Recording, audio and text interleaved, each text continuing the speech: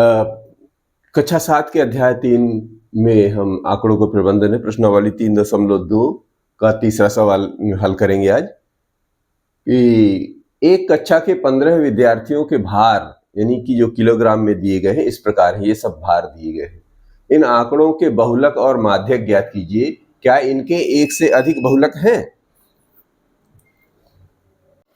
सबसे पहले इसके लिए क्या करना पड़ेगा, इनको व्यवस्थित आंकड़ों के रूप में बदल देते हैं। कैसे?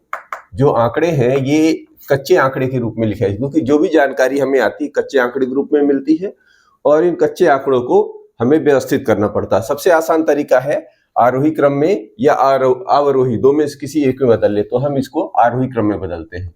तो आंकड़ों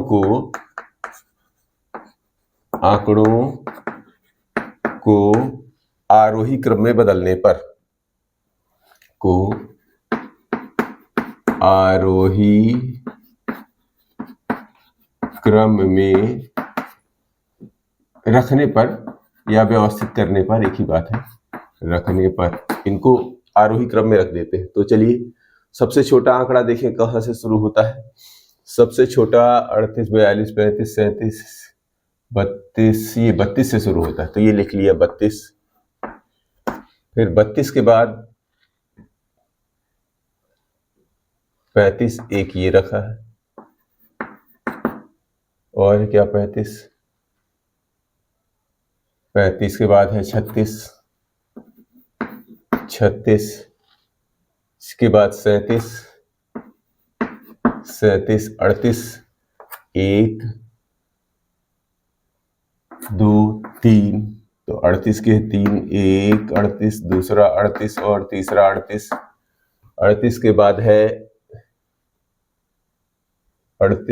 बाद है सीधा 40, बीच में नहीं है तो लिख लिया 40। ये लिखते समय थोड़ा सा सावधानी रखनी है। 40 के बाद फिर है 42, ये है 42।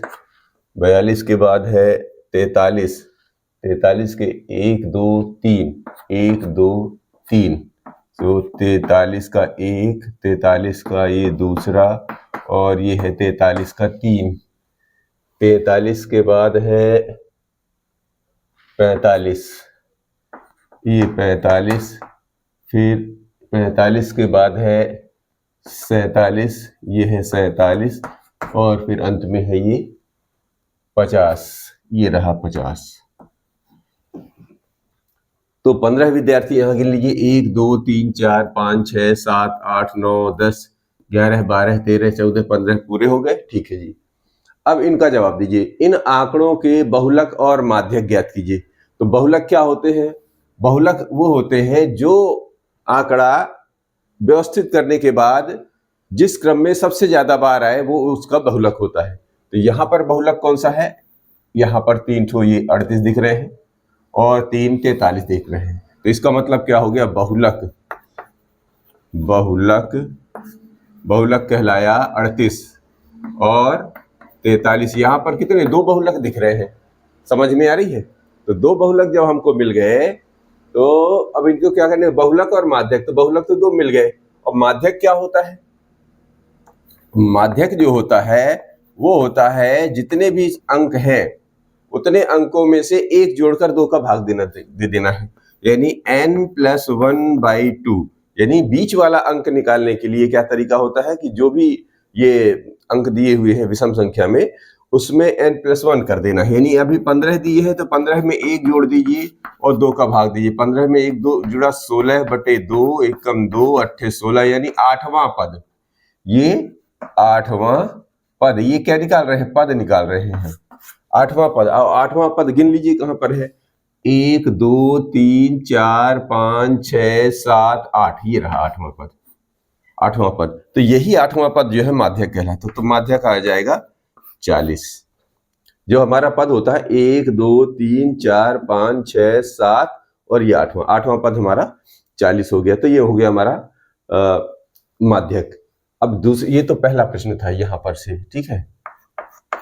और इसी का दूसरा ये कह रहे हैं, क्या इनके एक से अधिक बहुलक है? देख लीजिए बहुलक कितने? 1 और 2। तो दो बहुलक है तो हाँ लिख दीजिए, हाँ इनके एक से अधिक बहुलक हैं।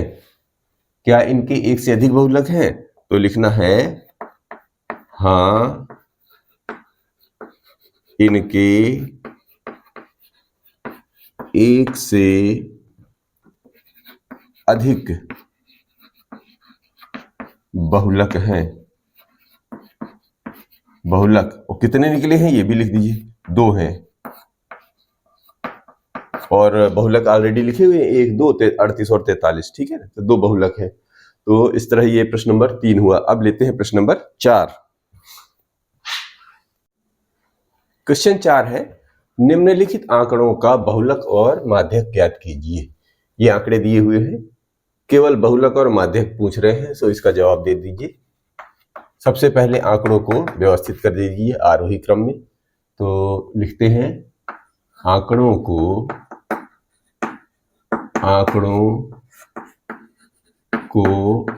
आरोही क्रम में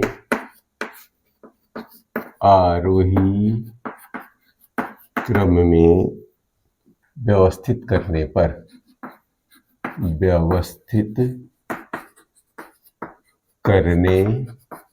ठीक है। तो सबसे छोटा आंकड़ा देखिए कहां पर है, सबसे छोटा है 12, ये 12, ये 2 है, सो 12 लगा दीजिए, ये 12 और 12 के बाद 13, 1 2 2 13 है, तो ये 13 बना दीजिए।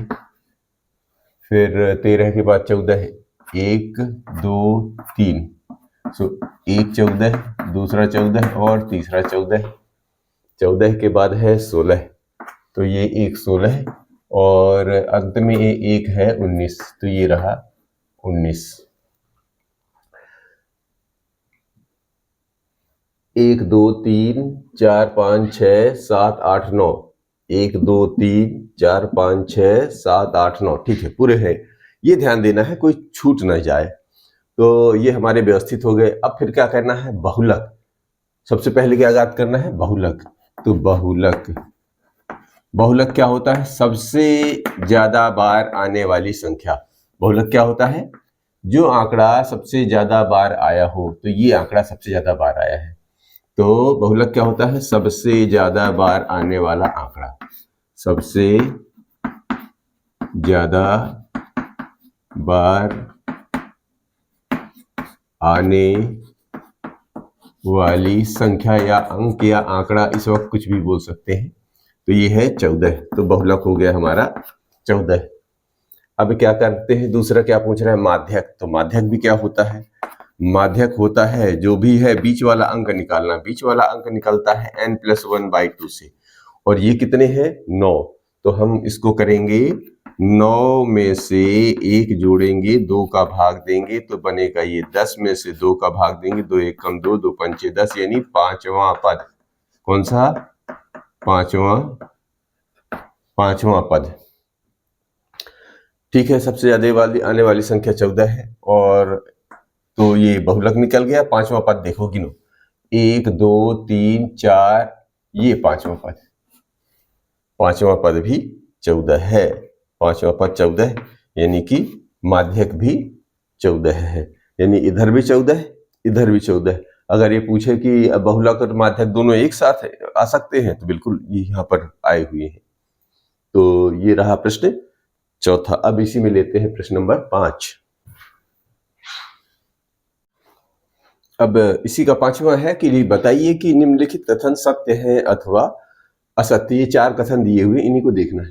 तो बहुलक आंकड़ों में से सदैव एक संख्या होता है। बहुलक कहां से आता है, देखिए, जो आंकड़े दिए रहते हैं उन्हीं में जो अंक सबसे ज्यादा बार आता है उसी को तो बहुलक कहते हैं। तो वो अलग से तो लाया नहीं, उसी में से निकला है। तो वही कह रहे हैं कि क्या बहुलक आंकड़ों में से सदैव एक संख्या होता है, हाँ होता है। तो ये हो जाएगा सत्य। ये क्या हो जाएगा, सत्य, क्योंकि अलग से तो हम ला ही नहीं रहे, वो उसी के भीतर से निकल के आ रहा है, ठीक है। अब फिर ये कह रहे हैं माध्य दिए हुए आंकड़ों में से एक संख्या होता है। देखो माध्य क्या होता है, माध्य जितने भी आंकड़े होते हैं उन सबको जोड़कर और टोटल अंक का भाग दे दिया जाता है। तो ऐसा करने से क्या होता है, जो आंकड़े हैं उसके अलग अतिरिक्त आ जाता है। अमूमन अधिकांश, कभी हो सकता है असत्य होता हो, बाकी आता नहीं है, तो ये क्या हो जाएगा, असत्य हो जाएगा। क्यों? क्योंकि उनका योग होता है, योग जो है संख्या से अलग ही हो जाए, और योग में कुल अंक का भाग देने से ये मामला बिगड़ जाता है, इसलिए ये असत्य हो जाएगा। क्या हो जाएगा? असत्य। ये वाला मामला क्या हो जाएगा? असत्य। माध्यक आंकड़ों में से सदैव एक अंक एक संख्या होता है। अब माध्यक क्या होता है जी? माध्यक क्या हो जाए? बीच वाला पद। माध्यक क्या होता है? बीच का पद, और बीच का पद अलग से नहीं लाएंगे। माध्यक क्या होता है? बीच का पद, और बीच का जो पद होता है वो उसी में से आता है, तो ये क्या हो जाएगा? सत्य। मतलब उसी में से संख्या निकल के आएगी। अब इन आंकड़ों का माध्य 9 है। अब ये जो आंकड़े हैं इनका माध्य 9 निकाल के दिखाते हैं। तो माध्य क्या होता है? माध्य जो होता है इन सबको जोड़कर और उनका जो है उतने अंकों का भाग दे दिया जाता है। तो कुल अंक कितने हैं? 1 2 3 4 5 6 7 8, 8 अंक है, आठों को जोड़ दीजिए। तो माध्य जो होता है, अब इसको सत्य है या असत्य है भी चेक कर लेते हैं। तो सारे अंक जोड़ दीजिए, तो 6 ऐसे जोड़ दीजिए ना, 6 4 10 और 12 8 20 30 और 10 40 2 42 42 8 50 51 3 54 54 10 64 64 में 8 का भाग दे दीजिए। 8 एकम 8 अठाई 64। तो माध्य क्या आ गया? 8। और यहाँ क्या बोल रहे हैं कि इनका माध्य 9 है, तो ये क्या हो गया? वैसे ही गलत हो गया, ये 8 है और इधर ये 9 है, तो ये क्या हो गया? असत्य। तो ये इस तरह जो है ये हमारे सत्य असत्य में 2 पद सत्य आ गए और 2 पद असत्य आ गए। इस तरह ये प्रश्नावली 3.2 समाप्त होती है। अब हम मिलते हैं प्रश्नावली 3.3 के साथ।